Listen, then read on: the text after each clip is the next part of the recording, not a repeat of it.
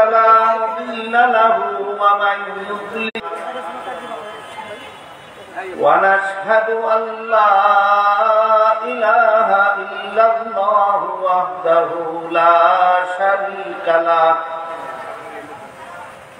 ونشهد أن سيدنا ونبينا ومولانا محمدا عبده ورسوله صلى الله تعالى عليه وعلى آله وأصحابه وبارك وسلم أما بعد فأعوذ بالله من الشيطان الرجيم بسم الله الرحمن الرحيم اليوم أكملت لكم دينكم وأتممت عليكم نعمتي ورضيت لكم الإسلام دينا وقال رسول الله صلى الله عليه وسلم تركت فيكم أمرين لن تضلوا ما تمسكتم بهما كتاب الله وسنة رسوله أو كما قال عليه الصلاة والسلام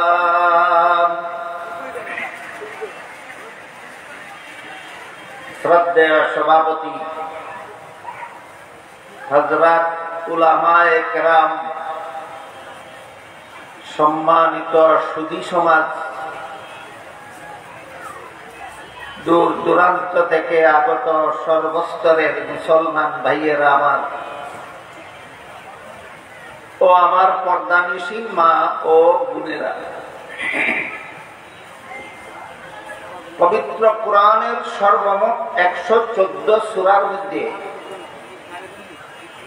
এক সূরার নাম আছে সূরায়ে মায়েদা।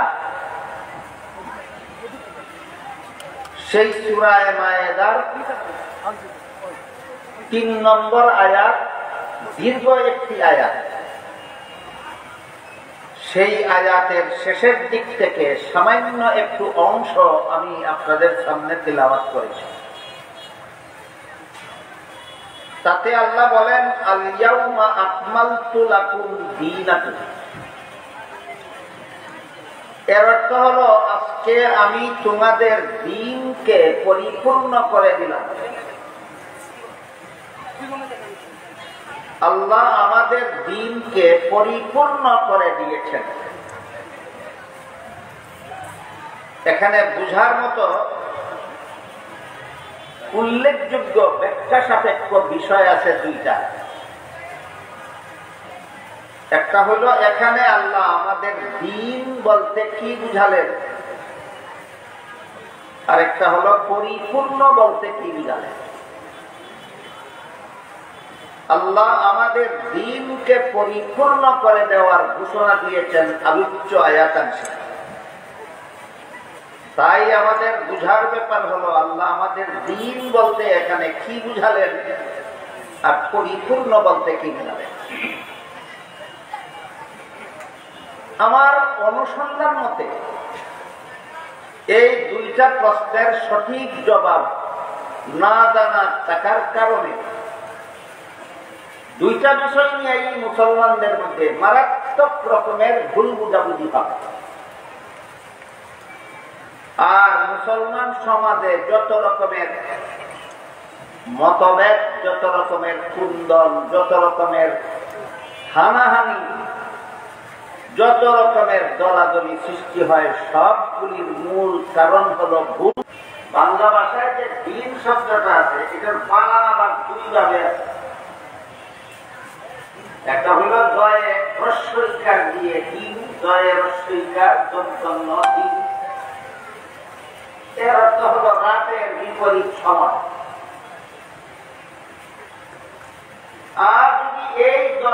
দীর্ঘইকার দিয়া দিন শব্দ বাংলা ভাষায় বানান লেখা হয়, তখন সেই দিনের অর্থ রাতের বিপরীত সময় নয়, সেই দিনের অর্থ দুস্থ, অসহায়, গরিব, অভাবগ্রস্ত। দেখেন বাংলা ভাষায় দিন শব্দ দুই রকমের বানানে দুই রকমের অর্থ। তেমনি ভাবে আরবি ভাষায় আল্লাহ কোরআনে যে দিন শব্দ ব্যবহার করেছেন সেটা বাংলা ভাষায় ব্যবহৃত দিনের অর্থেও নয়, উর্দু ভাষায় ব্যবহৃত দিনের অর্থেও নয়, ফার্সি ভাষায় ব্যবহৃত দিনের অর্থেও নয়। তাই আমাদের বোঝা দরকার যে কোরআনে আল্লাহ দিন শব্দ আরবি ভাষায় কোন অর্থে ব্যবহার করেছেন। যদি একটিমাত্র অর্থে ব্যবহার করতেন তাহলে কয়েক সেকেন্ডেই বলে দেওয়া যেত যে কোরআনে আল্লাহ দিন শব্দটাকে অঙ্গ অর্থে ব্যবহার করেছেন। কিন্তু বাস্তবতা হলো পবিত্র কোরআনে আল্লাহ দিন শব্দকে সবগুলি আয়াতে একই অর্থে ব্যবহার করেনি, বরং কোরআনের বিভিন্ন আয়াতে আল্লাহ দিন শব্দকে বিভিন্ন অর্থে ব্যবহার করেছে। এই কথাটা প্রথমেই আমাদের মনে রাখা যায়। আরবি ভাষার দিন শব্দ আল্লাহ কোরআনে বিভিন্ন আয়াতে ব্যবহার করেছেন একই অর্থে না ভিন্ন ভিন্ন আয়াতে ভিন্ন ভিন্ন। এই জন্য দিন শব্দের অর্থ 1 সেকেন্ডে 2 সেকেন্ডে বলে দেওয়া সম্ভব। এটা একটা দীর্ঘ আলোচনা সাপেক্ষ ব্যাপার। যেমন ধরুন পবিত্র কোরআনের যে আয়াতে আল্লাহ সর্বপ্রথম দিন শব্দটা ব্যবহার করেছেন সেটা হলো সূরাতুল ফাতিহার 3 নম্বর আয়াত। এখানে আল্লাহ বলেছেন মালিকি ইয়াউমিদ্দিন, এই যে দিন শব্দ, এই আয়াতে আল্লাহ দিন শব্দকে কর্মফল অর্থে ব্যবহার করেছেন। সূরাতুল ফাতিহার 3 নম্বর আয়াত মালিকি ইয়াউমিদ্দিন, এখানে দিন অর্থ কর্মফল। যেহেতু কিয়ামতের দিন সারা দুনিয়ার সমস্ত মানুষের সারা জীবনের কর্মফল দেওয়া হবে, এজন্য কিয়ামতের দিনকে আল্লাহ এখানে কর্মফল দান দিবস করেছেন। কর্মফল দেওয়ার দিন কিয়ামতের দিন, কিয়ামতের দিনকে আল্লাহ কর্মফল দেওয়ার দিন নামে আখ্যায়িত, যেহেতু সেই দিন সারা দুনিয়ার সমস্ত মানুষের সারা জীবনের সমস্ত কর্মফল দেওয়া হবে।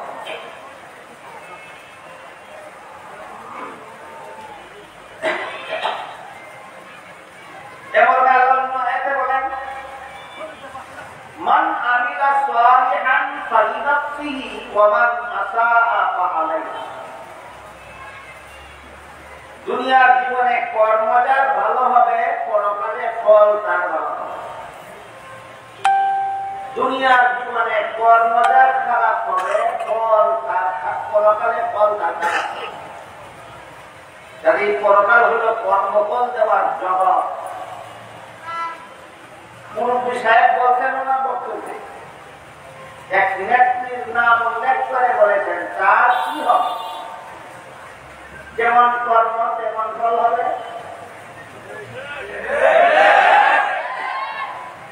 বুঝতে পারলেন তার কি হবে? প্রশ্নের জবাব যেমন কর্ম তেমন ফল। জব পরিষ্কার।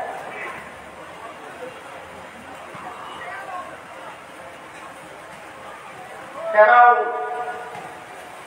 400 বছর পর্যন্ত মিশরের শাসন ক্ষমতায় অধিষ্ঠিত ছিল। রাষ্ট্রীয় গদিতে বসা ছিল ফেরাউন কতদিন? 400 বছর। 400 বছরের ভিতরে তার কোনদিন স্বর্গীয় হয়নি, মাথা ব্যথা হয়, গায়ে জ্বরও সেদিন কোনদিন। 400 বছরের রুগ্ন রাজা না সুস্থ, এক পর্যায়ে সে দাবি করে বসল যে আমি শুধু তোমাদের রাজা নয়, তোমাদের খুদাও। জনগণেরও দিল বুট। সমস্ত জনগণ স্বীকার করে দিল, জি মহারাজ, আপনি আমাদের রাজাও আমাদের।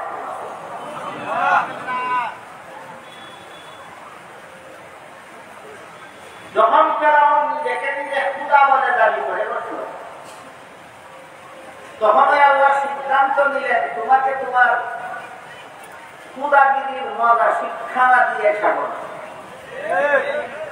খোদা হওয়ার মজা কত চমৎকার, সেটাকে আমি দুনিয়াতে না দেখাই বলতে পারি।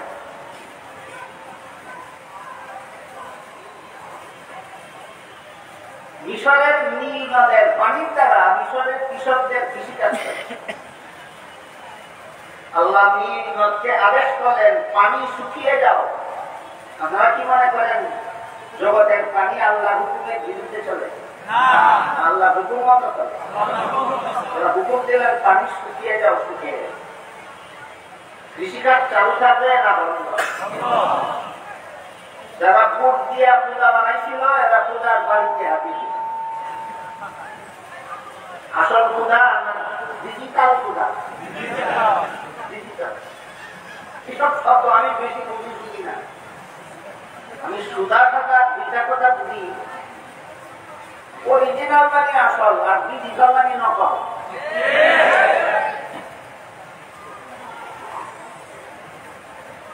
ডিজিটাল পূজার বাড়িতে সমস্ত বাংলারা যারা ভোট দিয়া পূজারে সাজাইছিল তার বাড়ি থেকে বললো, পূজা আপনি দাবি করছেন, পূজা আমরা মেনে নিয়েছি। এখন যে নদীর পানি শুকায় গেল, পানি না দিলে আমার কৃষি, আমাদের কৃষিকাজ বন্ধ থাকে। পূজা ছাড়া তো পানি দিতে পারবে না, পানি দিন। ডিজিটাল পূজা কিন্তু মনে মনে জানে যে এই পানি দেওয়ার ক্ষমতা আমার, কিন্তু যদি জনগণকে বলে আমার ক্ষমতা নাই, জনগণ জুতার মালা গলায় দিয়ে পূজারে সিংহাসন থেকে নামিয়ে দেয়। এই জন্য ক্ষমতা নাই বলতেও পারে না, দিতেও পারে। মনে মনে একটা বুদ্ধি করে, সেটা হলো জনগণকে বলে দিল, ঠিক আছে আমি পানি দেব, তোমরা যাও। এই বলে তাদেরকে বিদায় দিল। আর রাতের বেলায় গভীর জঙ্গলে গিয়ে অরিজিনাল পূজার দরবারে সেজদায় পড়ে গেল। আসমান জমিনের পূজা যিনি, তিনি ডিজিটাল পূজা, অরিজিনাল অরিজিনাল পূজার দরবারে সেজদায় পড়ে বলল, আল্লাহ আসলে তো আমি পূজা না, পূজা তো তুমি, কিন্তু জনগণের কাছে আমি পূজার দাবি করে ফেলেছি। এখন যদি পানিটা তুমি না দাও, সেই জনগণ আমাকে পূজা বানাইছিল, সেই জনগণ আমাকে জুতোর মালা গলা দিয়ে নামাই দেবে। আল্লাহ দয়া করে পানিটা তুমি দিয়া দাও, জনগণের গুলো আমি দিছি, জনগণের গুলো আমি দিছি। আজকাল এইরকম পাটপাড়ি যারা করে, তারা এই ধরনের পাটপাড়িকে পলিটিক্যাল পলিসি বলে। যেমন পলিসি, পলিটিক্যাল পলিসি, এই ছিল তারা পলিটিক্যাল পলিসি। পানি দিলে অরিজিনাল পূজা, আর জনগণ দিলে দিচ্ছে ডিজিটাল পূজা।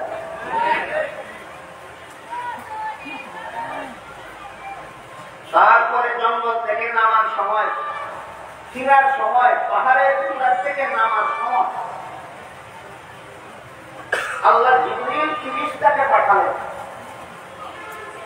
বললেন একজন অচেনা মানুষের আকৃতি ধারণ করে তুমি ফেরাউনের কাছে গিয়ে একটা বিচার চাও। আল্লাহর আদেশে জিবরিল ফেরেশতা একজন অচেনা মানুষের আকৃতি ধারণ করে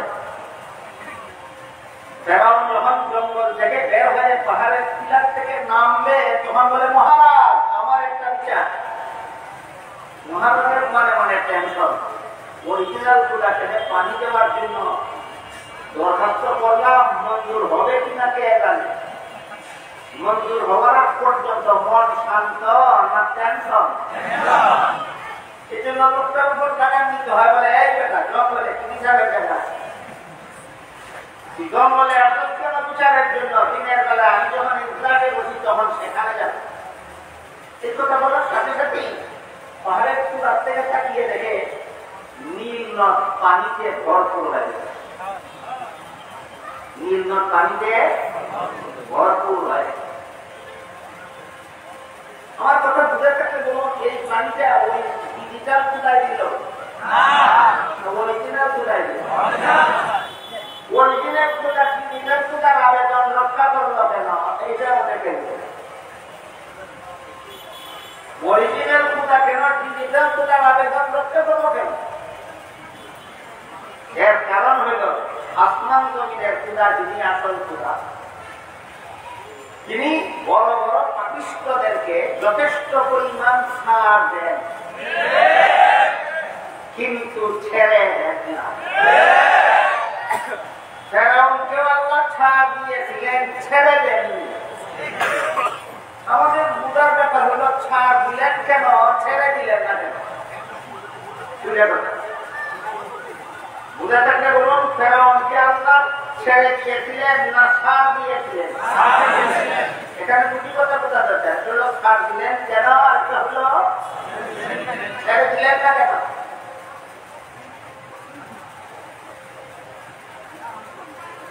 যারা জনগণের উপর জুলুম, অত্যাচার, অত্যাচার, নির্যাতন, যাই বলেন, মিথ্যা মামলা, মিথ্যা জেলখানা, মিথ্যা ফাঁসি, মিথ্যা খুন, যাই বলেন,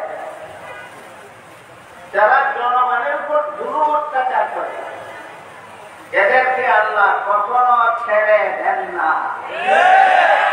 এদেরকে আল্লাহ কখনো ছেড়ে দেন না। কিন্তু আল্লাহ এই সমস্ত জালেমদেরকে অনেক সময় ছাড় দেন।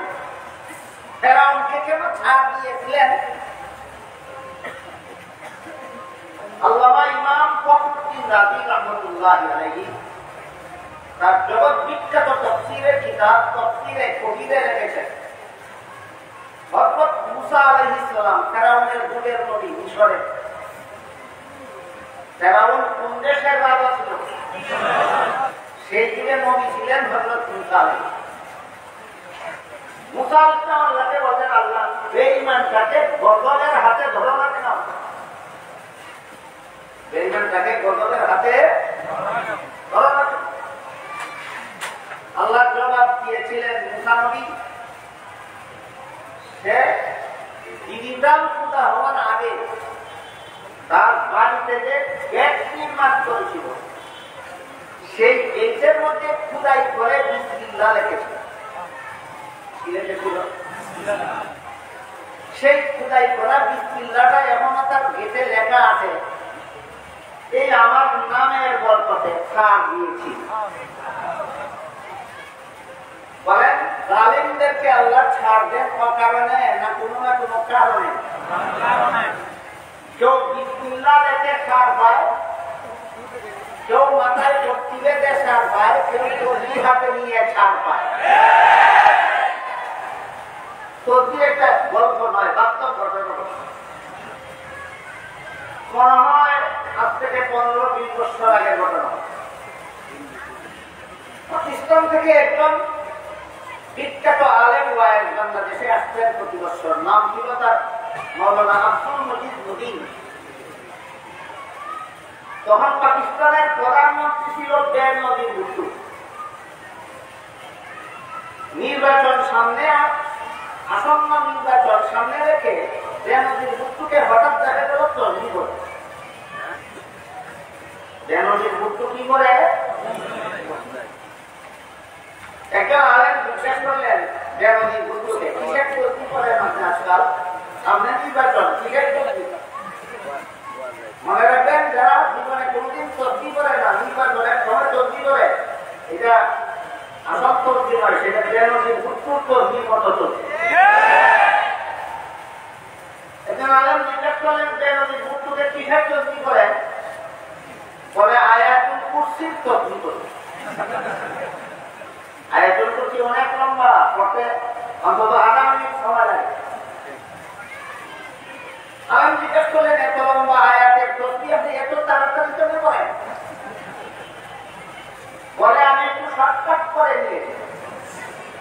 আলেম জিজ্ঞেস করেন, এত লম্বা আয়াত আমি নিলেন তো ভিতরে বলে আগে পরে সব কিছু বাদ দিয়ে কিন্তু কুর্সি শব্দটা বলি কুর্সি কুর্সি কুর্সি কুর্সি কুর্সি কুর্সি কুর্সি শব্দের বাংলা অর্থ কুর্সি শব্দের বাংলা অর্থ হইল এই ফেরাউন মার্কাত প্রতিবালারা নির্বাচনের আগে যদি তর্বি করে মনে করবেন না আল্লাহর নামের তর্বি করে সেটা গদি গদি গদি গদি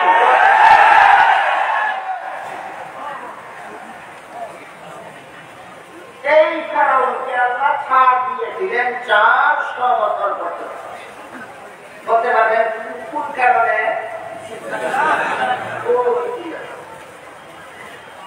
তাই মুসলমান যখন বললো আমার একটা বিচার আর সে যখন দেখলো নদী পানিতে ভরপুর মনে আছে করো না আর টেনশন আছে টেনশন নেই তখন ঠিক আছে বল তোর কি বিচার তখন লোকটাকে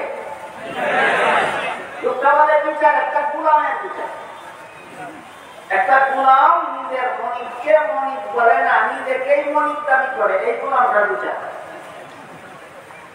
আপনারা চিনতে পেরেছেন গুলামটা একটা গুলাম মনিককে মনিক বলে না নিজেকে মনিক দাবি করে এমন একটা গুলামের বিচারের জন্য এসেছি আপনারা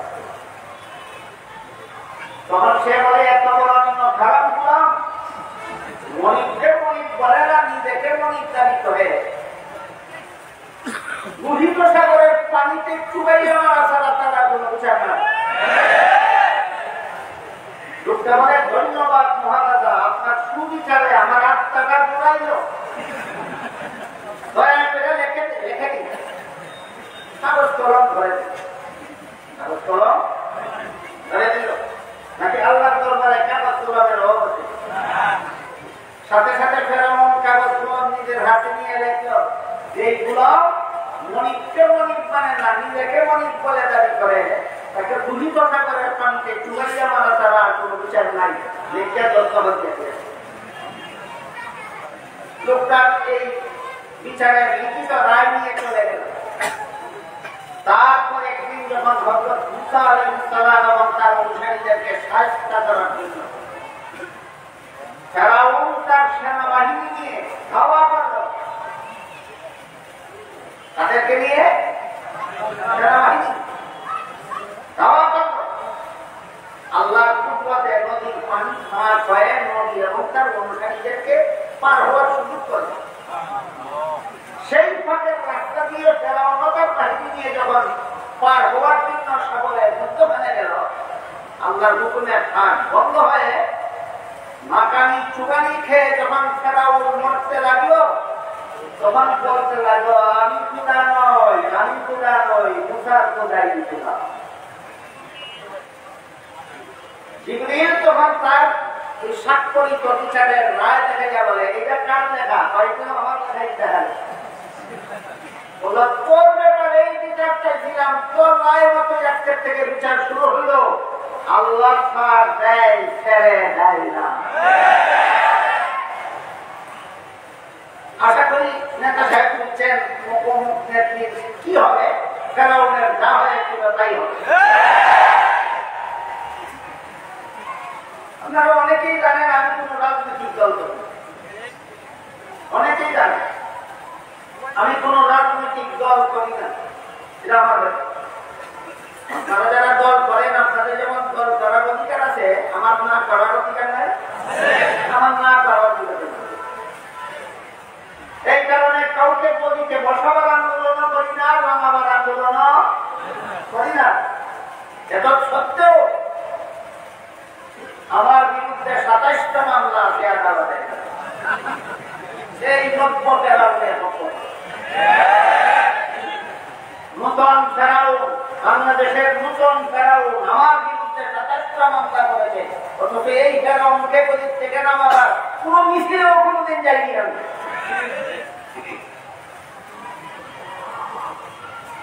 দুঃখিত মূল বিষয়ের একটা কথার জবাব দিতে গিয়ে একটু লম্বা হয়ে গেল কি হবে ফেরাউনের যা হয়েছিল তাও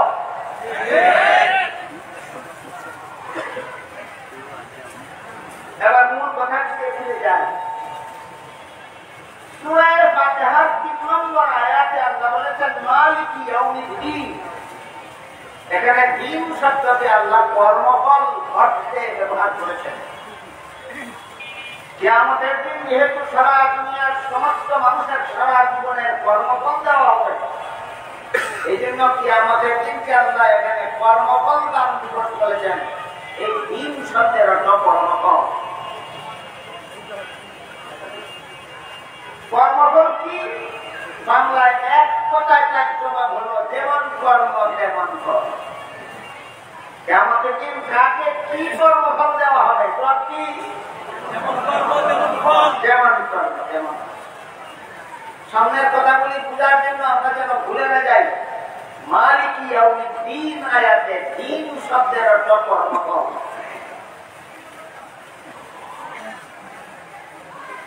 এরপরে দেখুন সূরাতুল বাকারার 256 নম্বর আয়াতে আল্লাহ রাব্বুল আলামিন বলেছেন, লা ইকরাহা ফিদ্দীন। আমার দিন শব্দ আসলো, এখানে দিন অর্থ কর্মফল নয়, এখানে দিন শব্দকে আল্লাহ ধর্ম অর্থে ব্যবহার। লা ইকরাহা ফিদ্দীনের অর্থ হলো ধর্মের বেলায় বলতে চলবে না, সমস্ত ধর্মাবলম্বীরা আপন আপন ধর্ম পালনে স্বাধীন।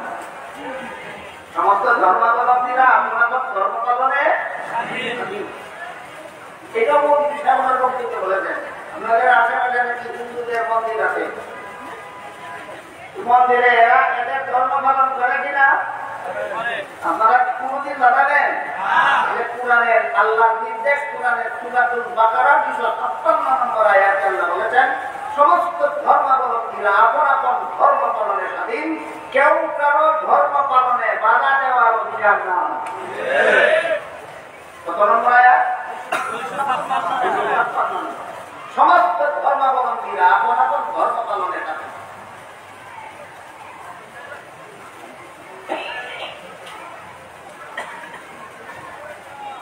এই স্বাধীনতার সঠিক অর্থ না জানার কারণে, না বুঝার কারণে আয়াতটাকে অনেকে অপব্যাখ্যা করে। আয়াতটাকে অনেকে অপব্যাখ্যা করে। অপব্যাখ্যা করে বলে কি, ধর্ম যার যার, উৎসব সভা। হিন্দুরা মূর্তি পূজার ধর্ম পালন করে, তারা যখন দুর্গা পূজার উৎসবে যখন মিষ্টি বিতরণ করে, তখন কিছু মুসলমান সেই মিষ্টি খেতে যায়। যদি জিজ্ঞেস করা হয় তুমি মুসলমান, হিন্দুদের দুর্গা পূজার মিষ্টি খেতে গেলে কেন? বলে ধর্ম যার যার, উৎসব সভা। এই কথা ভেবে করুন। পুরাণে আল্লাহ বলছেন, লা ইকরাহা ফিদ্দীন, ধর্মের বেলায় বল প্রয়োগ করবে।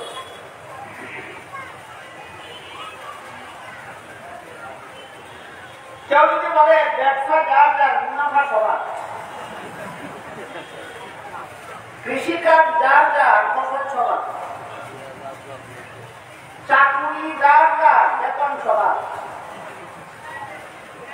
বিয়ে যার যার, বউ সবার। মানলেন না? মাথায় ভাঙি যাবেন।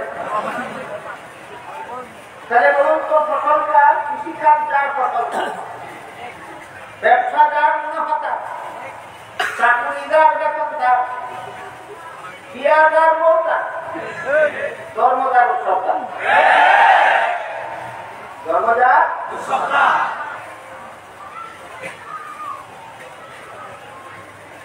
কিন্তু এই কথাটাকে অপব্যাখ্যা করা হয়েছে 17 বছর পর্যন্ত। বলা হয়েছে ধর্ম যার যার, উৎসব সভা, মুসলমান হিন্দুদের দুর্গা পূজা মিষ্টি খাওয়া। আমি যদি একটু সময়ের জন্য এই মন ভরা অপব্যাখ্যা মেনে নেই, তাহলে আমি বলবো ঠিক আছে, কিছু মুসলমান তো হিন্দুদের দুর্গা পূজার মিষ্টি খেলোই না, খেলো না, খেয়েছে কিনা? এখন থেকে 2-4 বছর মুসলমানের কুরবানির গরুর গোশত ও হিন্দুদের খাওয়াও, যেহেতু ধর্ম যার যার, উৎসব সভা।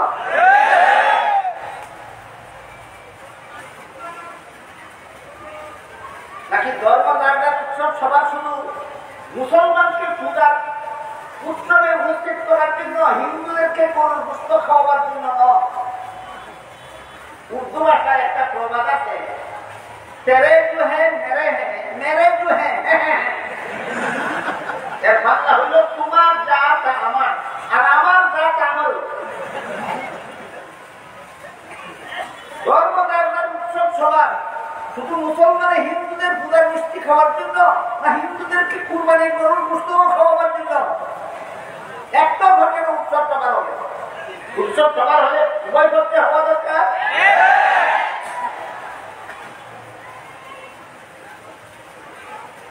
এই দীর্ঘ 1.5 যুগ পর্যন্ত আয়াতের জঘন্যতম মন গড়া অপব্যাখ্যা করা হয়েছে। বলা হয়েছে যেহেতু আল্লাহ কুরআনের সূরাতুল বাকারা 256 নম্বর আয়াতে বলে দিয়েছেন, লা ইকরাহা ফিদ্দীন, ধর্মের বেলায় বল প্রয়োগ চলবে না, সমস্ত ধর্মাবলম্বীরা এখন ধর্ম পালনে স্বাধীন।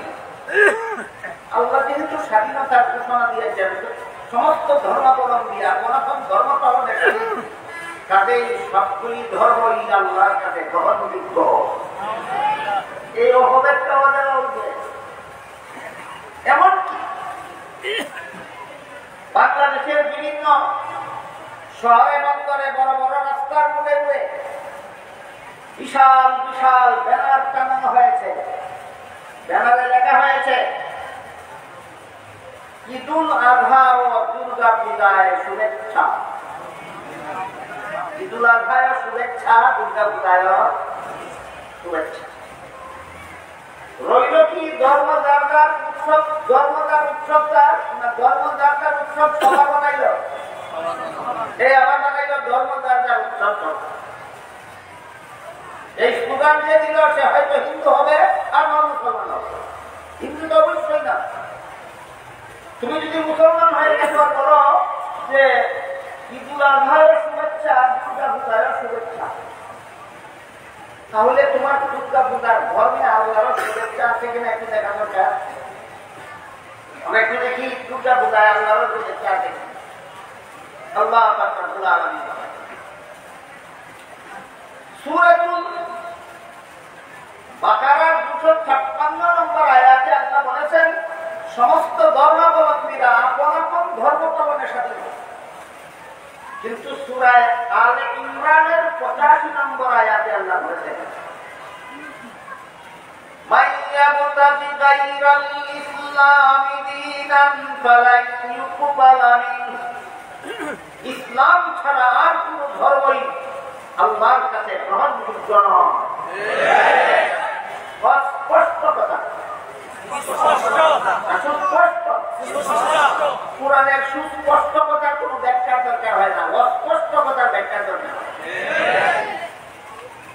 আলে ইমরানের 85 নম্বর আয়াতে আল্লাহ সুস্পষ্ট ভাষায় ঘোষণা দিয়েছেন, একমাত্র ইসলাম ছাড়া আর কোন ধর্মই আল্লাহর কাছে গ্রহণযোগ্য নয়। তাইলে দুর্গা পূজার ধর্মে আল্লাহর শুভেচ্ছা, অনাস্থা। আল্লাহর যেখানে অনাস্থা সেখানে যার শুভেচ্ছা, সে নিশ্চয়ই ফেরাউনের পেটাত্তা। আপনাদের মনে প্রশ্ন দেখতে পারে, সূরাতুল বাকারার 256 নম্বর আয়াতে যেহেতু আল্লাহ সমস্ত ধর্মাবলম্বীদের আপন আপন ধর্ম পালনের স্বাধীনতা ঘোষণা করেছেন, তাহলে সূরা আলে ইমরানের 85 নম্বর আয়াতে সেগুলিকে গ্রহণযোগ্য নয় বললেন কেন? গ্রহণযোগ্য না হলে পালন করার স্বাধীনতা দিলেন কেন? আর পালন করার স্বাধীনতাই যদি দিলেন তাহলে গ্রহণযোগ্য হবে না। এসব প্রশ্নের জবাব ওই সমস্ত পণ্ডিতদের মাথায় ধরে না। আমি একটি উদাহরণ পেশ করি আগে আপনাদের। আমাদের বাংলাদেশে সাধারণত যত শিক্ষা প্রতিষ্ঠান আছে, প্রাইমারি স্কুল বলেন, মাদ্রাসা বলেন, নুরানি মাদ্রাসা বলেন, হাই স্কুল বলেন, কলেজ বলেন, ভার্সিটি বলেন, যে কোনো নিয়মতান্ত্রিক শিক্ষা প্রতিষ্ঠানের পাঠ্যতালিকার শিক্ষাদান সমাপ্ত করার পর কোন পরীক্ষা হয়? বিনা পরীক্ষায় ছাত্রছাত্রীদেরকে উপরের কাছে উত্তীর্ণ করে দেওয়া হয়। পরীক্ষার হলে যখন পরীক্ষার্থী ছাত্রছাত্রীরা প্রশ্নপত্র হাতে নিয়ে বসে, সমস্ত পরীক্ষার্থীরাই কি প্রশ্নের সঠিক জবাব লেখে নাকি অনেকে ভুল লেখলে পাস করবে না ফেল করবে? এক্সামিনার জানে কিনা, পরীক্ষক জানে কিনা যে ভুল লেখলে ফেল করবে? বাধা দাও না কেন? ভুল লেখলে ফেল করবে নিশ্চিত। তাহলে ভুল লেখে দেখো বাধা দাও না কেন? আর বাধাই যদি দিল না তাহলে ফেল করবে কেন? এই প্রশ্নের যে জবাব ইসলাম ছাড়া আর কোন ধর্মই গ্রহণযোগ্য নয়, তাহলে পালন করার অনুমতি দিলেন কেন? ওই প্রশ্নের সেই জবাব। প্রশ্ন দুইটার জবাব একটাই। পরীক্ষার্থী ছাত্র ভুল লেখতে ফেল করবে জানা কথা, বাধা দাও না কেন? এই প্রশ্নের সেই জবাব ইসলাম ছাড়া আর কোন ধর্মই আপনার কাছে গ্রহণযোগ্য নয়, পালন করতে বাধা দেব না কেন? ওই করতে দাও। প্রশ্ন দুইটার জবাব একটা। জবটা কি? জবটা হলো নিয়ম রক্ষার জন্য। গ্রহণযোগ্যতার কারণে বাধা দেব না, না নিয়ম রক্ষার জন্য বাধা দেব না। পরীক্ষার হলে পরীক্ষার্থী ছাত্র প্রশ্নের জবাব 100 বার ভুল লিখবে, নিয়ম নাই বাধা দেওয়ার, বাধা দেব না। ঠিক তেমনি ভাবে দুনিয়াতে ভ্রান্ত ধর্মাবলম্বীদের ধর্ম পালনে বাধা দেওয়ার নিয়ম নাই, বাধা দেব না। পরীক্ষার হলে ভুল লিখলে যেমন বাধা দেওয়ার নিয়ম নাই, দুনিয়াতে ভ্রান্ত ধর্ম পালন করলেও বাধা দেওয়ার নিয়ম নাই। এই সুযোগে যদি কোন পরীক্ষার্থী ইচ্ছা মতো ভুল লেখে, কারণ বাধা নাই তো, আপনাদের এলাকার স্কুলের পরীক্ষায় ভুল লেখতে বাধা দেওয়া হয়? বাধা নাই। ইচ্ছা মতো ভুল লেখে, তার কপালে যেভাবে পুরান দিন ছাড়ার কিছু না,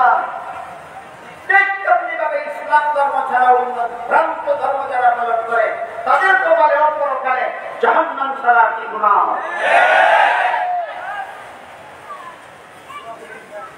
যেমন আল্লাহ রাব্বুল আলামিন পবিত্র কোরআনে লেখা আছে পরিষ্কার ভাষায়, ইন্নাকুম ওয়া মা তা'বুদুনা মিন দুনিল্লাহি হাসাবু জাহান্নাম, তোমরা যারা পূজা করো এবং আল্লাহ ছাড়া যা কিছুর পূজা করো, পূজনীয় আর পূজারী, যারা পূজা করে এদেরকে বাংলায় বলে পূজারী, যার পূজা করে তাকে বলে পূজনীয়। আল্লাহ বলেন পূজারী পূজনীয় উভয়টাকে জাহান্নামের লাঠি বানাবো। পূজারী আর পূজনীয় উভয়টাকে জাহান্নামের লাঠি বানাবো। ইচ্ছা মতো বাঞ্ছাদের পালন করো।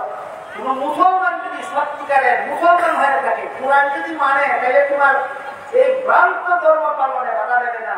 কিন্তু আল্লাহ বলেন তোমার কপালে জাহান্নাম ছাড়া কিছু না।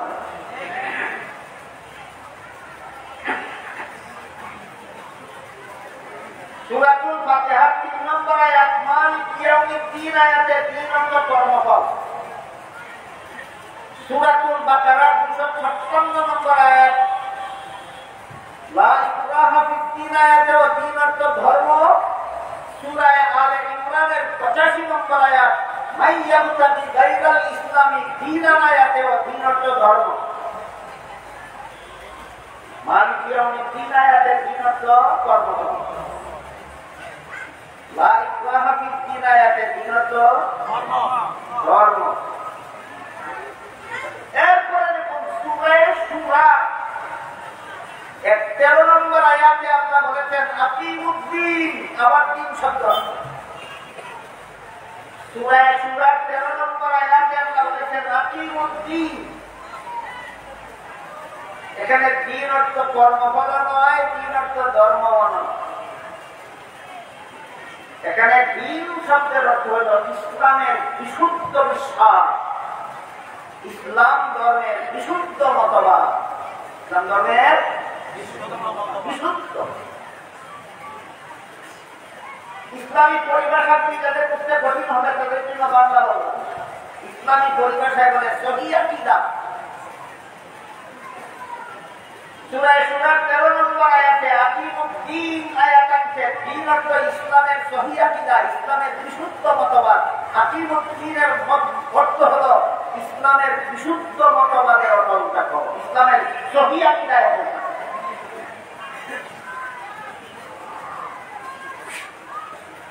কোন একটা দিন শব্দের অর্থ ভুলে গেলে কথার ধারাবাহিকতা রক্ষা করতে পারবে না। বারবার পিছনের কথা স্মরণ করিয়ে দিচ্ছে। মালিক ইয়াউমিদ্দিন আয়াতে দিন অর্থ কর্মফল, লা ইকরাহা ফিদ্দিন আয়াতে দিন অর্থ ধর্ম, আকিমুদ্দিন আয়াতে দিন অর্থ ইসলামের বিশুদ্ধ মতবাদ। যারা ইসলামী পরিভাষা বুঝেন তাদের জন্য সহিহ আকীদা, যারা ইসলামী পরিভাষা বুঝেন না তাদের জন্য বাংলা হলো ইসলামের বিশুদ্ধ মতবাদ। ইসলামের বিশুদ্ধ, ইসলামের বিশুদ্ধ মতবাদের কথা। এটা কেন বললেন? ইসলামের মতবাদ তো ইসলামী মতবাদ, আবার বিশুদ্ধ কোনটা আর অবিশুদ্ধ কোনটা, এখানে এসেই প্রশ্ন যায়। ইসলামের মতবাদ তো ইসলামের মতবাদ, বিশুদ্ধ কোনটা অবিশুদ্ধ?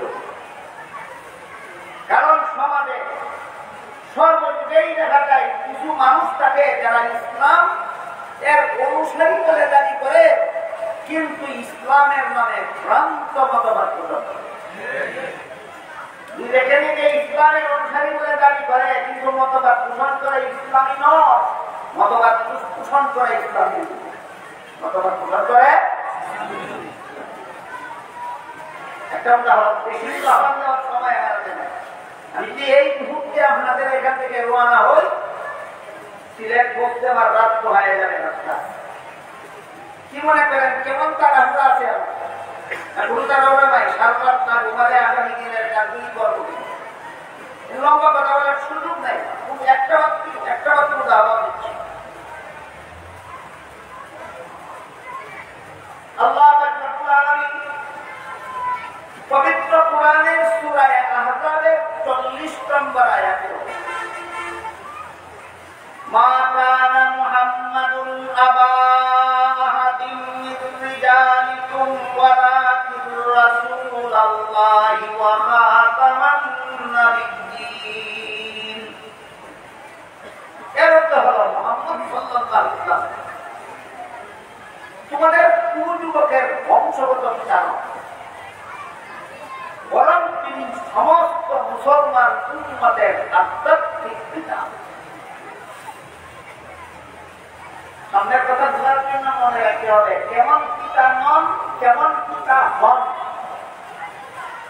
তিনি আমাদের বংশগত পিতা নন, আমাদের আধ্যাত্মিক পিতা হন। যেটাকে বলতো মুহাম্মদ রাসূলুল্লাহ আপনাদের কেমন পিতা নন, কেমন পিতা হন, আবার বুঝতে হয় বংশগত পিতাকে আধ্যাত্মিক পিতা। যে পিতার শরীরের অংশ দ্বারা সন্তানের শরীর গঠন হয়, সেই পিতাকে বংশগত পিতা বলা হয়। বুঝতে পারলেন?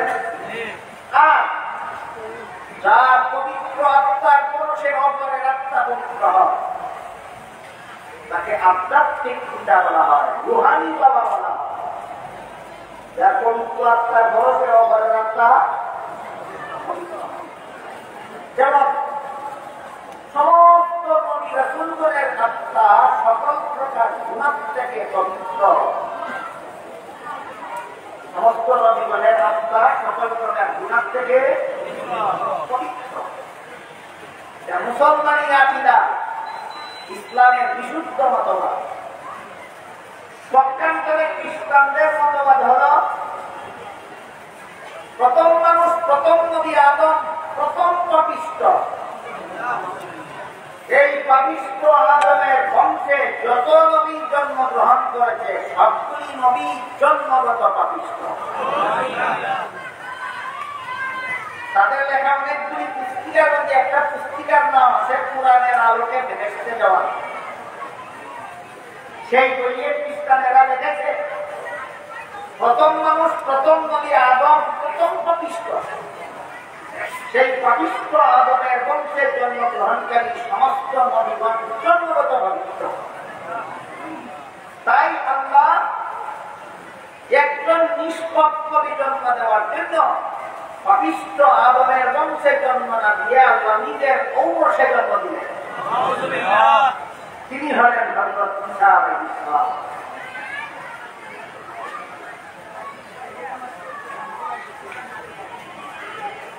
আদম যে প্রথম পাপিষ্ঠ দাবি করলো তারা, ওই বইয়ে এই দাবির পক্ষে দলিল দিয়েছে।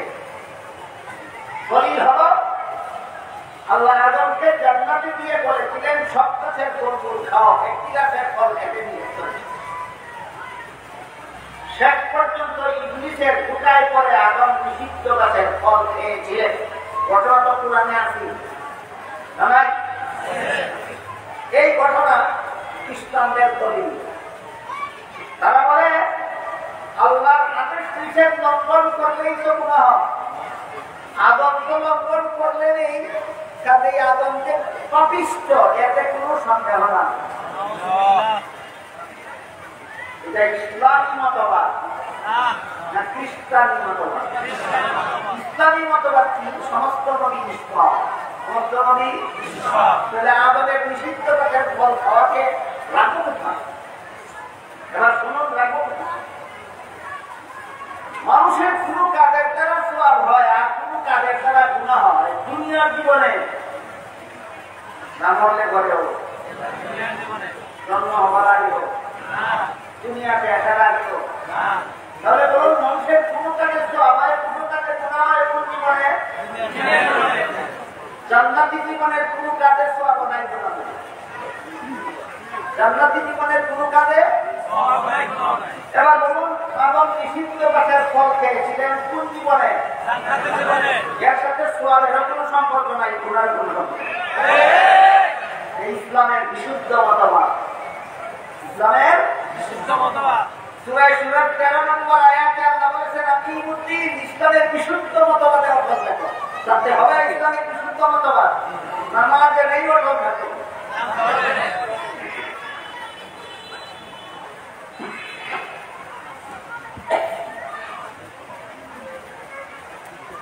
ওই বইয়ের মধ্যে যত গালাগুলি কথা লিখেছে এগুলি বলতে গেলে আমার রাত হয়ে যাবে, আমার মূল কথা শেষ হবে। আমার তো মনে রাখেন, নবীগণকে পাপিষ্ঠ মনে করা ইসলামী মতবাদ নয়, খ্রিস্টানি মতবাদ। ইসলামের বিশুদ্ধ মতবাদ হলো নবীগণ নিষ্পাপ, নবীগণ নিষ্পাপ।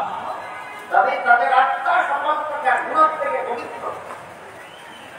এই পবিত্র আত্মার অধিকারী নবীগণের সংস্পর্শে যারা যায়, নবীগণের কথা যারা শুনে, নবীগণের কথা মতো যারা জীবনযাপন করে, তাদের আত্মাটাও পবিত্র হয় না।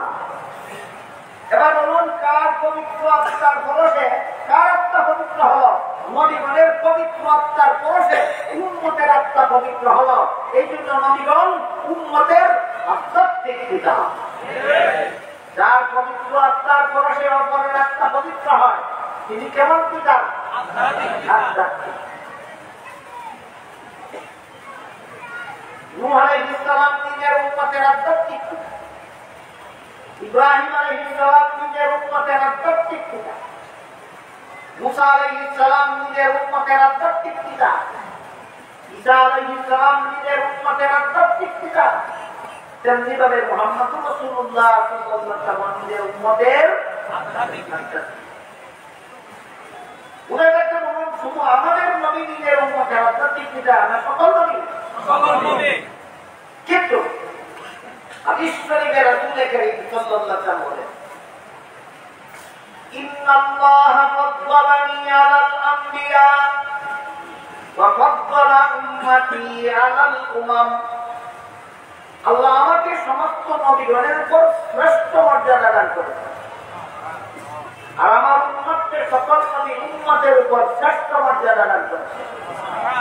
আমাদের নবীর মর্যাদা সমস্ত নবীগণের চেয়ে শ্রেষ্ঠ, আর এই নবীর উম্মতের মর্যাদা সকল নবীর উম্মতের চেয়ে শ্রেষ্ঠ।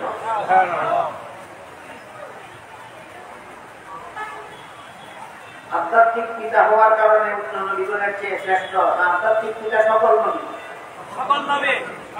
আমাদের নবী আল্লাহর শ্রেষ্ঠ মর্যাদা কি? এই প্রশ্নের জবাবে ওয়ালাকিন রাসূলুল্লাহি ওয়া খাতামান নাবিয়্যিন। আল্লাহর রাসূল হিসেবে তিনি তোমাদের আধ্যাত্মিক পিতা। তবে অন্য নবী নিজেদের উম্মতের আধ্যাত্মিক পিতা হলেও আর কোন নবীকে আমি খাতামুন নবিয়্যিন এর মর্যাদা দান করিনি। একমাত্র তোমাদের নবীকে আমি খাতামুন নবিয়্যিন হওয়ার মর্যাদা দান করছি। ওটাকে বলুন উম্মতের আধ্যাত্মিক পিতা হয়ে তিনি অন্য নবীগণের চেয়ে শ্রেষ্ঠ, না খাতামুন নবিয়্যিন হয়ে তিনি অন্য নবীর চেয়ে শ্রেষ্ঠ? খাতামুন নবিয়্যিন হয়ে। এবার বুঝতে হবে খাতামুন নবিয়্যিনের অর্থ কি। হাদিস শরীফে রাসূল কারীম সাল্লাল্লাহু আলাইহি ওয়াসাল্লাম বলেন, লা তাকুমুস সাআতু হাত্তা ইউবাসা দাজ্জালুনা কাজ্জাবুনা কুল্লুহুম ইয়াজআমু আন্নাহু নাবিয়্যুন ওয়া আনা খাতামুন নাবিয়্যিনা লা নাবিয়্যা বাদি। আমার পরে কিয়ামত পর্যন্ত যদি কেউ নবী হওয়ার দাবি করে তাহলে সে হবে মিথ্যাবাদী দাজ্জাল। কারণ বর্ণনা করে রাসূল বলেন, আল্লাহ যে আমাকে খাতামুন নবিয়্যিন উপাধি দিয়েছেন এর অর্থ হলো আমি শেষ নবী। এর অর্থ হলো আমি আমাদের নবীর শেষ নবী হওয়াটা সকল নবীর চেয়ে শ্রেষ্ঠ হওয়ার প্রমাণ। কথাটা সহজ নয়। আপনারা যারা মন দিয়ে শুনতেছেন বুঝতেছেন অবশ্যই আপনাদের মানে এই প্রশ্ন জানা উচিত যে শেষ নবী হওয়াটা শ্রেষ্ঠত্বের প্রমাণ কিভাবে হয়। বুঝা কথা নয়, অত্যন্ত কঠিন। বিভিন্ন অনেকটি উদাহরণের মাধ্যমে কথাটা বোঝাবার চেষ্টা করি। ধরুন একজন কোন একটা জটিল রোগে আক্রান্ত হল, একজন ডাক্তারের দ্বারা চিকিৎসা করাইল, কিছুদিনের জন্য রোগ সারল, কিছুদিন পরে আবার রোগে আক্রান্ত হল। এই ডাক্তারের চিকিৎসা পুরাপুরি সফল না উচিত সফল। আরেক ডাক্তারের দ্বারা চিকিৎসা করে কিছুদিনের জন্য সুস্থ হইল, আরেক ডাক্তারের দ্বারা চিকিৎসা করে কিছুদিনের জন্য সুস্থ হইল। এইভাবে ডাক্তার পরিবর্তন করে করে এক পর্যায়ে এমন ডাক্তারের দ্বারা চিকিৎসা করাইল যে ডাক্তারের চিকিৎসায় রোগকে সারল, জীবনে আর দিল না। এবার বলেন, প্রথমে যে সমস্ত ডাক্তারগণ চিকিৎসা করেছিলেন তারা শেষ ডাক্তার না শ্রেষ্ঠ ডাক্তার? শেষ ডাক্তার না, কারণ যে ডাক্তারের চিকিৎসা করে আরো ডাক্তারের দরকার বাকি থাকে, তিনি শেষ ডাক্তারও না শ্রেষ্ঠ ডাক্তারও না। যে ডাক্তারের চিকিৎসার পরে রোগীর সুস্থতার জন্য আর কোনো ডাক্তারের চিকিৎসার দরকার বাকি থাকে না, তিনি শেষ ডাক্তারও শ্রেষ্ঠ। সমস্ত নবী রাসূলগণ হলেন দুনিয়াবাসী মানুষের আধ্যাত্মিক রোগের চিকিৎসক।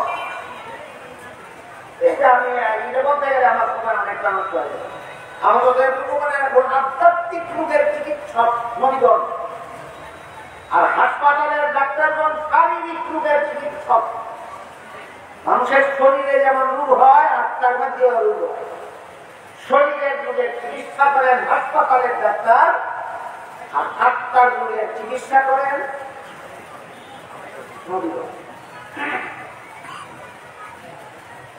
এই আত্মার রোগ হল কুফুর। ছোট কুকুর হোক, মাঝারি কুকুর হোক, উন্নত ধরনের কুকুর হোক, সকল প্রকার কুকুর হল আত্মার রোগ।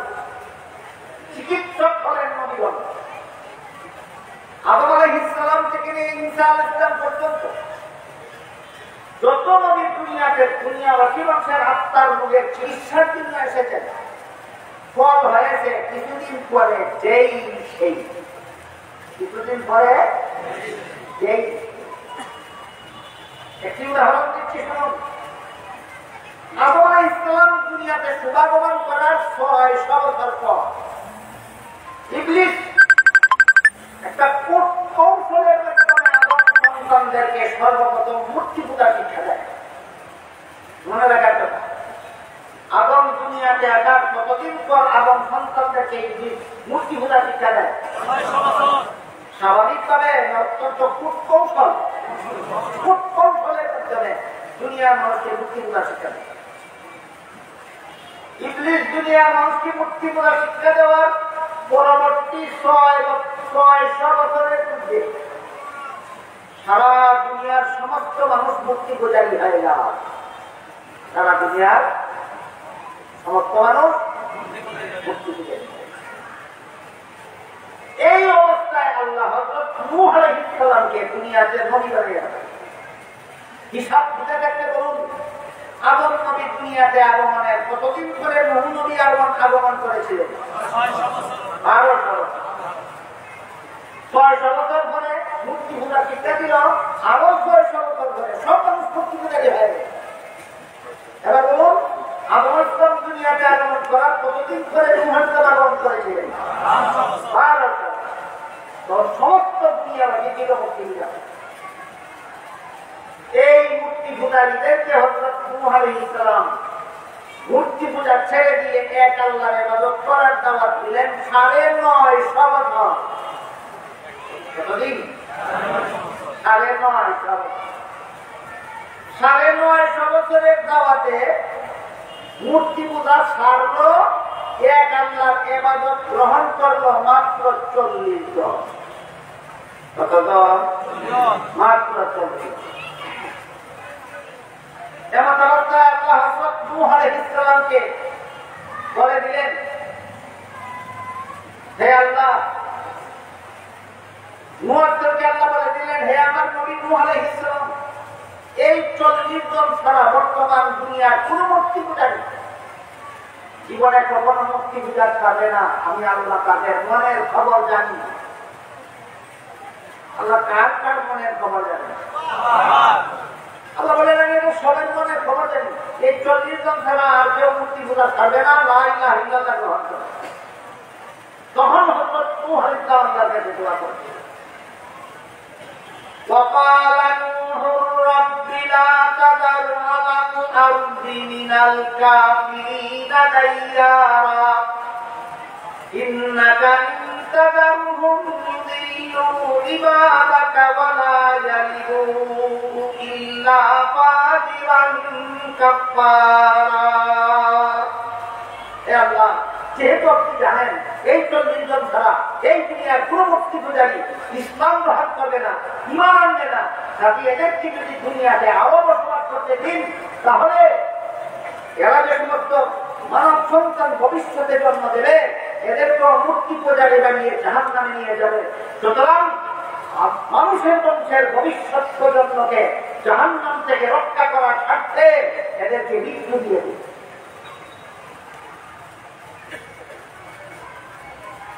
অকল্যাণের জন্য না এদের নেক্সট জেনারেশনকে জাহান্নাম থেকে রক্ষা করার কল্যাণের জন্য?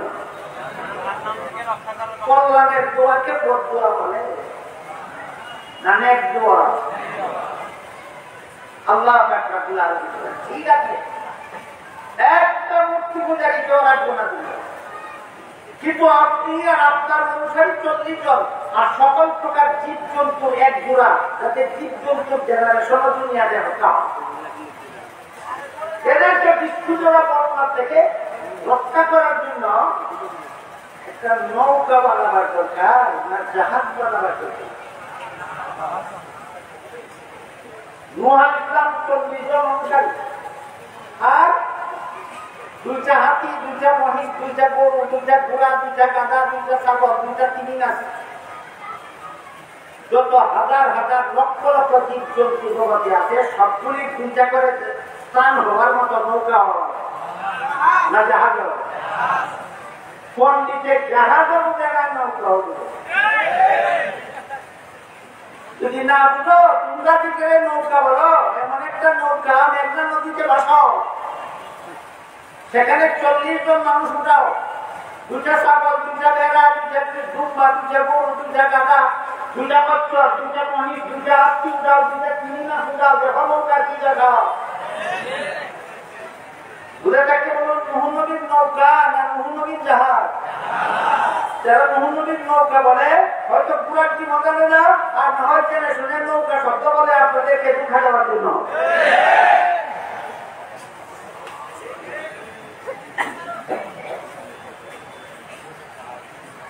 আল্লাহ নূহ আলাইহিস সালামকে বললেন সকল প্রকার জীবজন্তু প্রজন্ম রক্ষার জন্য আর তোমার 40 জন অনুসারী রক্ষা করার জন্য বিশ্বজোড়া বন্যা থেকে রক্ষা করার জন্য একটা নৌকার নাম জাহাজ।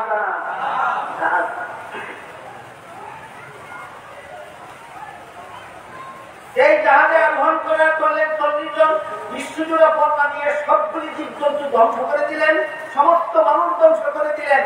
এই 40 জনের মধ্যে নূহ নবীর 3 ছেলে হাম, শাম, ইয়াফিস, 3 ছেলের প্রজন্মের দ্বারা আবার দুনিয়া মানুষে ভরপুর হয়। এই কাহিনী বলা আমার দৃশ্য ছিল। আদম আলাইহিস সালামের পরবর্তী 1200 বছরের ভিতরে সারা দুনিয়ার সব মানুষ বেঈমান হয়ে গেছে। এই কথার উপর এক নবী আসতেন, শত শত বছর দুনিয়ার মানুষের আত্মার রোগের চিকিৎসা করতেন। নবী দুনিয়ার থেকে বিদায় হওয়ার কিছুদিনের মধ্যেই সারা দুনিয়াবাসী উহুরি রোগে আক্রান্ত হয়ে নূহ নবীর যুগের মূর্তি পূজারীদের মতো বেঈমান হয়ে যেত। সুতরাং নূহ নবীর দ্বীনের দাওয়াত পুরাপুরি সফল। ইব্রাহিম নবীর দ্বীনের দাওয়াত, মুসা নবীর দ্বীনের দাওয়াত, ঈসা নবীর দ্বীনের দাওয়াত আংশিক। সর্বশেষে আল্লাহ মুহাম্মদুর রাসূলুল্লাহ সাল্লাল্লাহু আলাইহি ওয়াসাল্লামকে পাঠালেন মাত্র 23 বছর দাওয়াত দিয়ে থেকে প্রায় 1500 বছর আগে দুনিয়া থেকে বিদায় হয়ে গেলেন। কিয়ামতের আগে কোনদিন দুনিয়াবাসী একসাথে কাফের হবে না। যে নবী করে দুনিয়াবাসী মানুষের হেদায়েতের জন্য আরো নবীর দরকার বাকি থাকে, তিনি শেষ নবীও না, শ্রেষ্ঠ নবীও না। যে নবী দুনিয়াতে আগমন করার পর কিয়ামত পর্যন্ত দুনিয়াবাসী মানুষকে হেদায়েত করার জন্য আর কোন নবীর দরকার বাকি থাকে না, তিনি শেষ নবীও। তাই আল্লাহ মা কানা মুহাম্মাদুন আবা আহাদিন মির রিজালিকুম ওয়ালাকিন রাসূলুল্লাহি ওয়া খাতামান নাবিয়্যিন। মুহাম্মদ সাল্লাল্লাহু আলাইহি ওয়াসাল্লাম তোমাদের কারো বংশগত পিতা নন, তিনি তোমাদের আধ্যাত্মিক পিতা। তবে অন্যান্য নবীর মতো নন। অন্যান্য নবীকে আমি খাতামুন নবিয়্যিন বানাইনি, একমাত্র মুহাম্মদুর রাসূলকে খাতামুন নবিয়্যিন বানিয়েছি। আর নবী বলেন আমাকে যে আল্লাহ খাতামুন নবিয়্যিন উপাধি দিয়েছেন, এর অর্থ হলো আমি শেষ নবী। সুতরাং ইসলামের বিশুদ্ধ আকীদা হলো মুহাম্মদুর রাসূল শেষ নবী। কাদিয়ানীরা মানে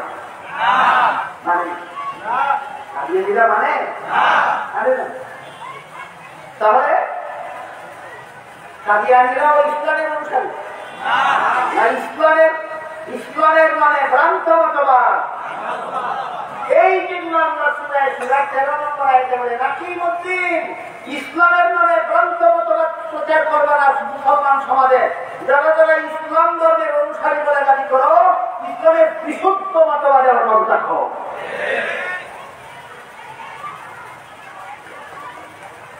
বর্তমানে আমাদের দেশে আমাদের সমাজে একটা পরিস্থিতি এসেছে, একটা পরিবেশ এসেছে হচ্ছে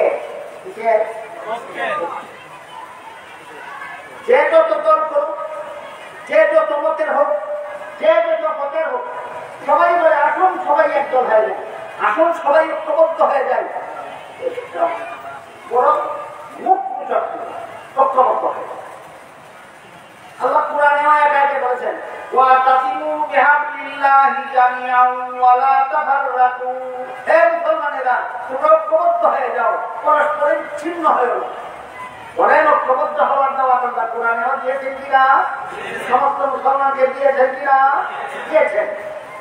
কিন্তু আল্লাহ শুধু ঐক্যবদ্ধ হওয়ার আমন্ত্রণ জানিয়েছেন, ঐক্যের কোনো প্ল্যাটফর্ম চিহ্নিত করেননি, তাই নাকি? ঐক্যের প্ল্যাটফর্মটা কি হবে এটা আল্লাহ শিক্ষা দিচ্ছেন না, শুধু বলছেন ঐক্যবদ্ধ হয়ে যাবে। ঐক্যের প্ল্যাটফর্ম সুস্পষ্টভাবে বলে দিয়েছেন।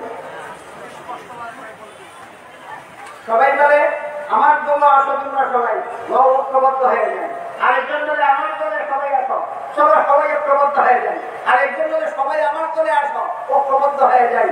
ঐক্যবদ্ধ হওয়ার কথা তো আল্লাহ কুরআনে বলেছেন। ঐক্যবদ্ধ কি হলো? তোমার দলে কি ঐক্যবদ্ধ হবো, না তার দলে কি ঐক্যবদ্ধ হবো, না তোমরা সবাই আমার দলে এসে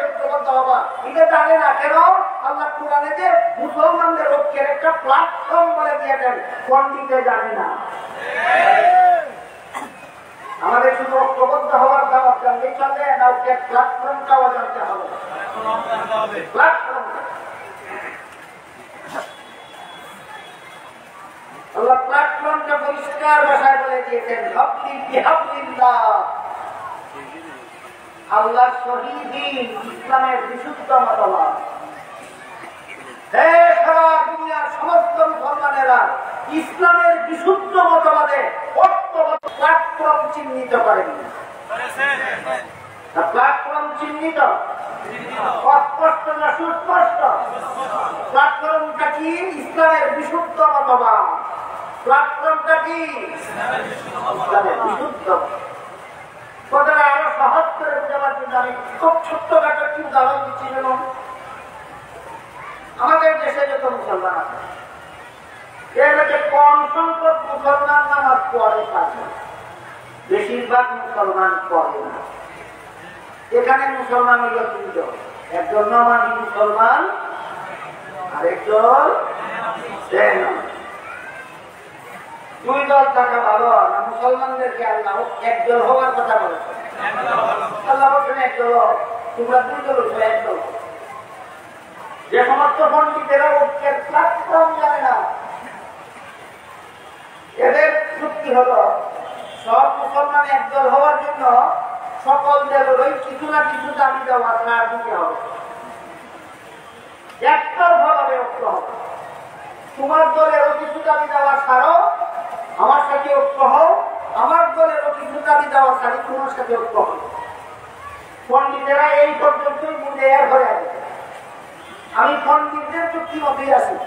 আমাদের দেশে একদল মুসলমান নামাজি আর একদল মুসলমান বেনামাজি। এখন যদি বেনামাজিদেরকে বলেন তোমরা 5 বেলাই নামাজ পড়তে হবে, তাহলে তো তাদের দলের কোনটা বিভিন্ন হলো। আর নামাজিদেরকে যদি বলে দেওয়া হয় তোমরা 1 বেলাও নামাজ পড়তে পারবে না, তাহলে তো নামাজির দলেরও একটা দাবি অমানা হইল না। কাজেই নিরপেক্ষতার দৃষ্টিতে ঐক্য করতে হলে বলতে হবে, হে বেনামাজিরা তোমরাও একটা বছর নামাজ পড়ো, আর হে নামাজিরা তোমরাও আরেকটা বছর নামাজ ছাড়ো। এটা কি পক্ষ বিপক্ষ? নিরপেক্ষতার দৃষ্টিতে ঐক্যের দাবি, পক্ষ বিপক্ষের দৃষ্টিতে ঐক্যের দাবি করা হইল না নিরপেক্ষতার দৃষ্টিতে? কেউ যদি প্রস্তাব করে নামাজির দল তোমরাও 1 বছর নামাজ পড়ো, আরেক বছর নামাজ ছাড়ো, আর বেনামাজির দল তোমরাও 1 বছর নামাজ না পড়ো, 1 বছর পড়ো, বলুন কোন মুসলমান মেনে নিতে পারে? তাহলে তুমি যে 2 দল মুসলমানদের 1 দল বানাতে চাও, তুমি পণ্ডিতের মাথায় নাই 1 দল বানাবার প্ল্যাটফর্ম কোনটা হবে? আল্লাহ বলেন আকিমুদ্দিন, ইসলামের বিশুদ্ধ আকীদা হবে সমস্ত দুনিয়ার মুসলমানদের ঐক্যবদ্ধ হওয়ার প্ল্যাটফর্ম।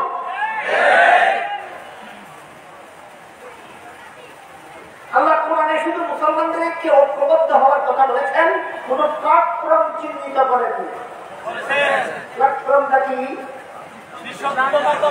হাকিমউদ্দিন, ইসলামের বিশুদ্ধ মতবাদ। ইসলামের বিশুদ্ধ একদল নিজেদেরকে ইসলামের অনুসারী বলে দাবি করবে, আর মুহাম্মদ রাসূলুল্লাহকে শ্রেষ্ঠ নবী মেনে মালাউন মরদুদ উলামা মক্কানিয়াকে নবী মানবে, এই সমস্ত বেঈমানদের সাথে কোন মুসলমানের ঐক্য হতে পারে না।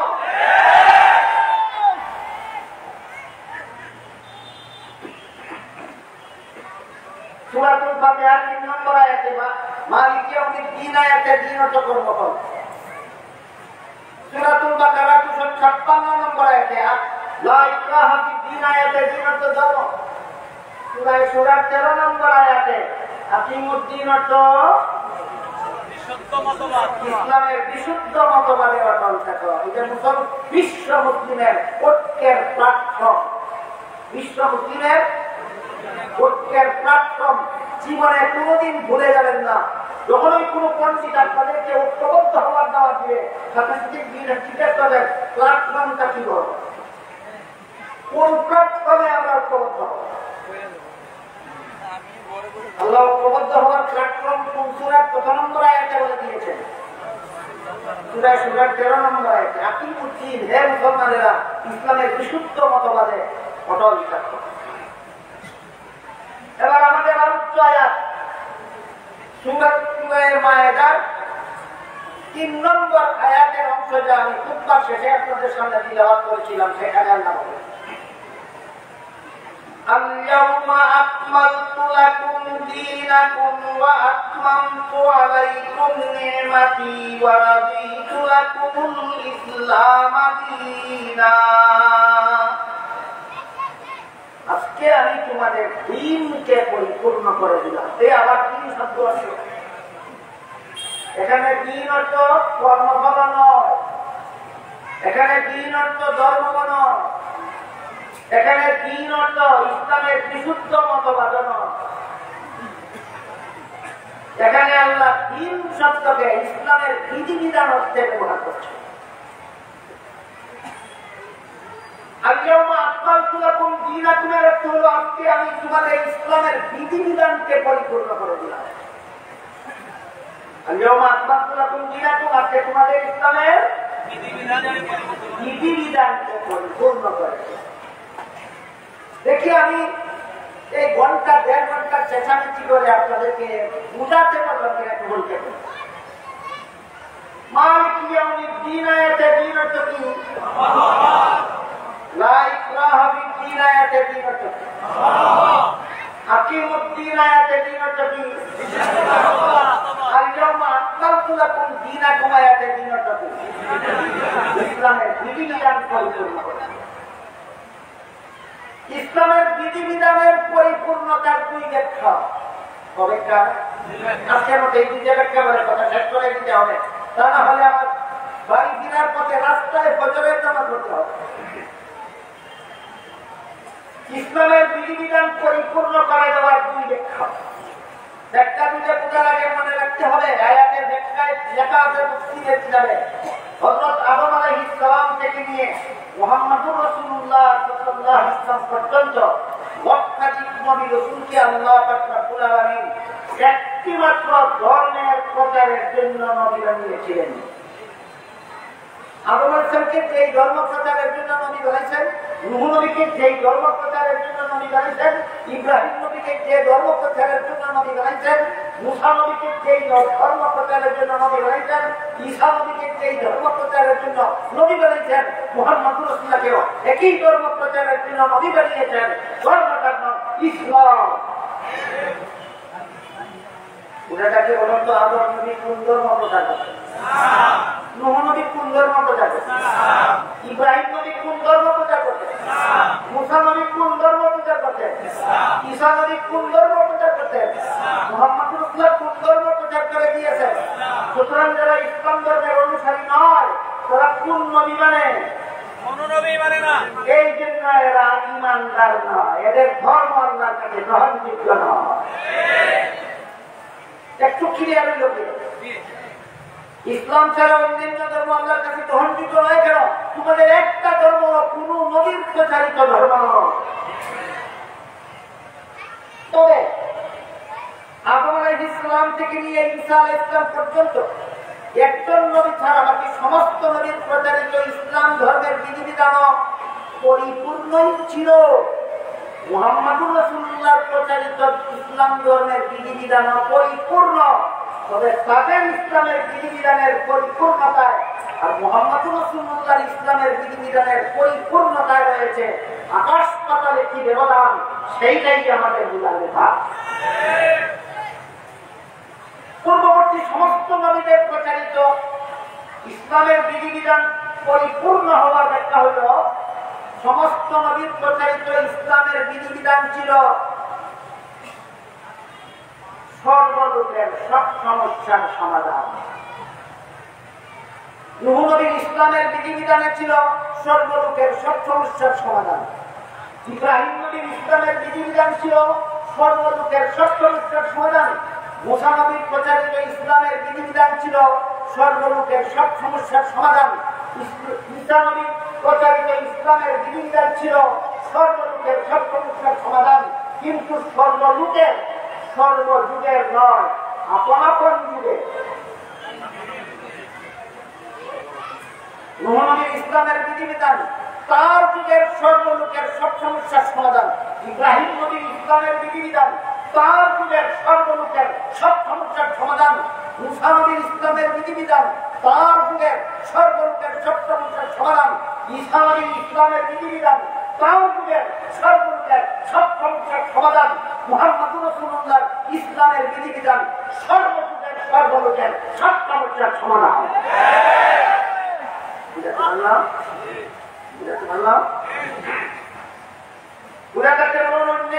ইসলামের বিধিবিধান ছিল অপূর্ণ না পরিপূর্ণ? কোন ব্যাখ্যা মতো সর্বযুগের সব সমস্যার সমাধান সর্বযুগের নয়, শুধু তার যুগের। মুহাম্মদুর রাসূলুল্লাহর ইসলামের বিধিবিধান শুধু তার যুগের নয়, সর্বযুগের সর্বলোকের সব সমস্যার সমাধান ইসলামের বিধিবিধান। এই মর্মে আল্লাহ বলেন, আল-ইয়াউমা আকমালতু লাকুম দীনাকুম, আজকে তোমাদের ইসলামের বিধিবিধানকে পরিপূর্ণ করে দিলাম। যদি না মেনে কোরআনের বিধিবিধান মুহাম্মদুর রাসূলুল্লাহর ইসলামের বিধিবিধান যদি আপনার মনোপুত না হয়, তাহলে প্রতিবাদ করবেন, আপত্তি জানাবেন, অনাস্থা দিবেন, এর নাম ইসলাম না প্রকাশ্য বেঈমানি?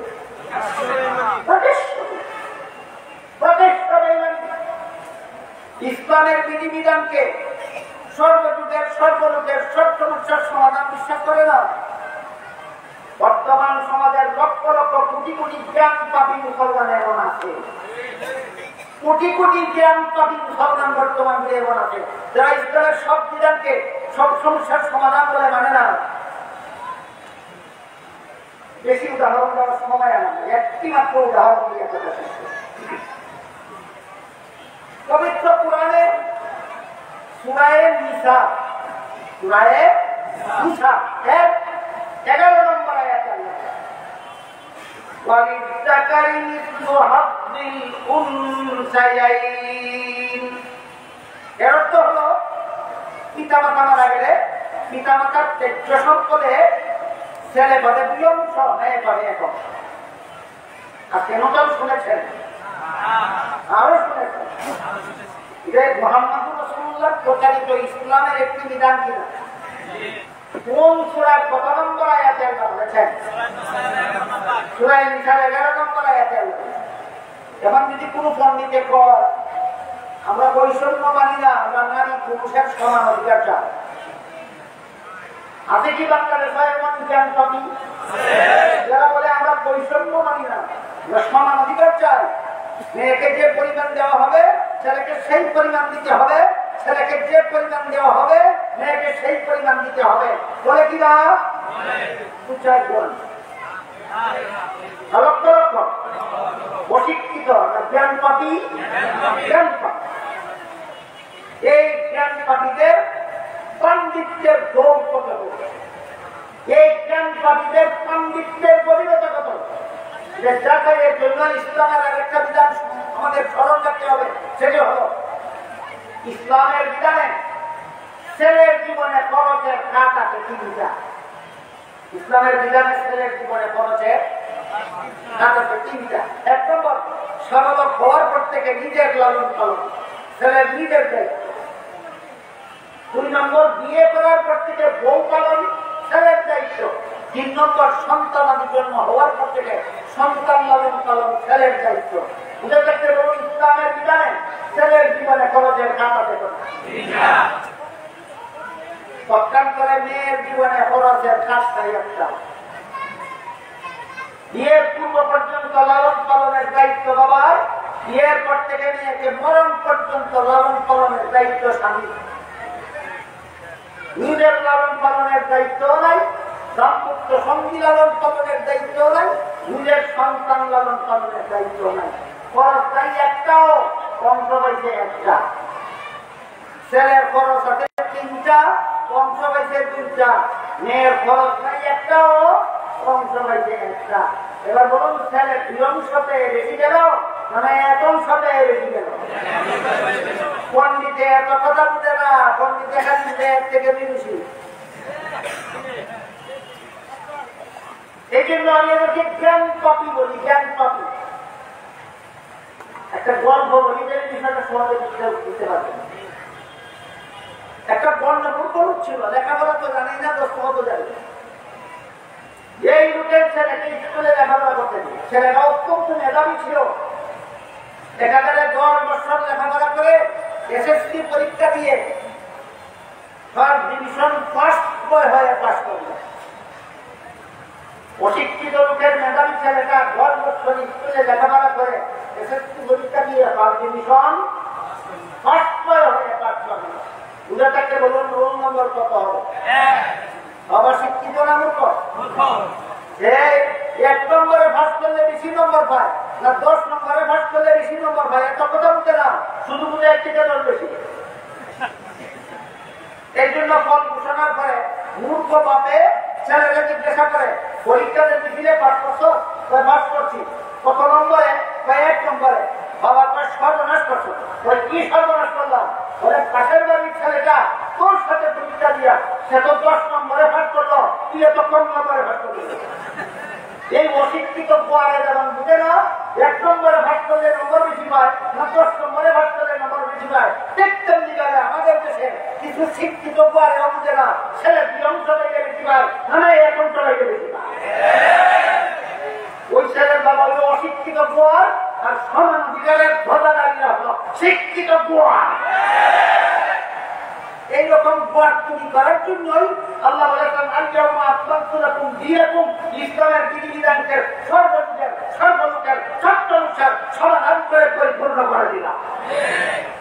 বিষয়টা বুঝাতে পারলাম? আল্লাহ আপনাদের আমাদের সবাইকে ইসলামের বিধিবিধান সর্বযুগের সর্বলোকের সত্যলোকের সমাধান হিসাবে বিশ্বাস করার তৌফিক দান করুন। সবাই বলুন আমিন। সুবহানা রাব্বিকা রাব্বিল ইজ্জাতি আম্মা ইয়াসিফুন ওয়া সালামুন আলাল মুরসালিন আলহামদুলিল্লাহি রাব্বিল আলামিন। যারা দোয়াতে শরীক হবেন বসে থাকুন, আস্তাগফিরুল্লাহ শরীক করুন। আমার একটা সবিনয় আলোচনা আছে আপনাদের কাছে।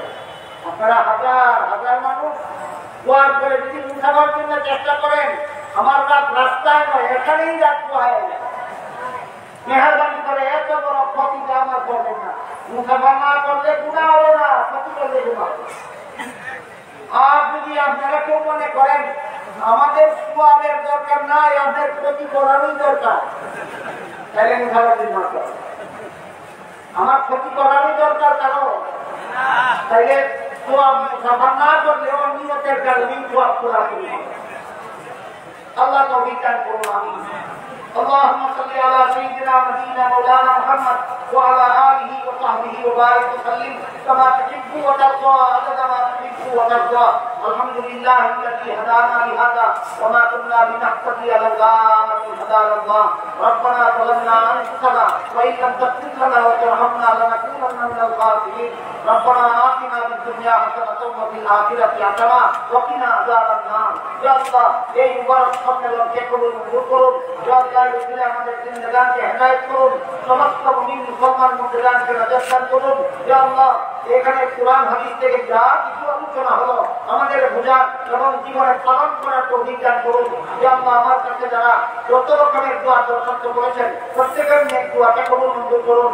যারা যত আশা নিয়ে হাত পাইলাম প্রত্যেকের নেক ঘোষণাকে কবুল মঞ্জুর করুন। ইয়া আল্লাহ সারা দুনিয়ার সমস্ত মজলুম মুসলমানদেরকে সাহায্য করুন। ইয়া আল্লাহ বিশেষ করে ফিলিস্তিনি মুসলমানদেরকে সাহায্য করুন। ইয়া আল্লাহ কাশ্মীরি মুসলমানদেরকে সাহায্য করুন। ইয়া আল্লাহ বার্মার মুসলমানদেরকে সাহায্য করুন। ইয়া আল্লাহ জালিম সন্ত্রাসীদের হেদায়েত করুন। যাদের কপালে হেদায়েত নাই তাদেরকে আপনার কুদরতি হাতে দমন করে ইয়া আল্লাহ আপনার সহায় বান্দা বান্দীদের রক্ষা করুন। ইয়া আল্লাহ আমাদের দেশ বাংলাদেশকে হেফাজত করুন। ইয়া আল্লাহ বাংলাদেশের স্বাধীনতা হেফাজত করুন। ইয়া আল্লাহ বাংলাদেশের সার্বভৌমত্ব হেফাজত করুন। ইয়া আল্লাহ বাংলাদেশের ভৌগোলিক সীমারেখা হেফাজত করুন। ইয়া আল্লাহ বাংলাদেশের বাসিন্দাদের জান মাল ইজ্জত হেফাজত করুন। ইয়া আল্লাহ সমস্ত মুমিন মুসলমানের জান মাল ঈমান হেফাজত করুন। ইয়া আল্লাহ আমাদের সকলের পক্ষ থেকে লক্ষ লক্ষ কোটি কোটি দুরূদ সালাম রাসূল করিম সাল্লাল্লাহু আলাইহি ওয়াসাল্লামের রওজা শরীফে পৌঁছে দিন। রব্বানা তাকাব্বাল মিন্না ইন্নাকা আনতাস সামিউল আলিম ওয়া তুব আলাইনা ইন্নাকা আনতাত তাওয়াবুর রাহিম ওয়া সুবহানা রাব্বিকা রাব্বিল ইজ্জাতি আম্মা ইয়াসিফুন ওয়া সালামুন আলাল মুরসালিন ওয়া আলহামদুলিল্লাহি রাব্বিল আলামিন। آمين برحمتك يا أرحم الراحمين. আবারও অনুরোধ করে বলি, মেহরবানি করে মুসাফার নিয়ত যাদের ছিল পরিপূর্ণ সব পাবেন, মুসাফার জন্য ঘেরাও করে আমার ক্ষতি করবেন। এই ওয়াজে দেখাইছি। আগামীকাল আলোচনা পেশ করবেন মুফতি জাফর আহমদ সাহেব, মুফতি আলী হাসান উসামা সাহেব, মৌলানা মুফতি রেজওয়ান রফিকি সাহেব, মৌলানা ইসমাইল বুখারী সাহেব। আগামীকাল ইসলামী মহাসম্মেলনের আলোচনা পেশ করবেন মুফতি জাফর আহমদ সাহেব, মুফতি আলী হাসান উসামা সাহেব, মৌলানা মুফতি রেজওয়ান রফিকি সাহেব, মৌলানা ইসমাইল বুখারী সাহেব। অতএব আপনারা দলে দলে যোগদান করে অশেষটাকে হাসিল করুন।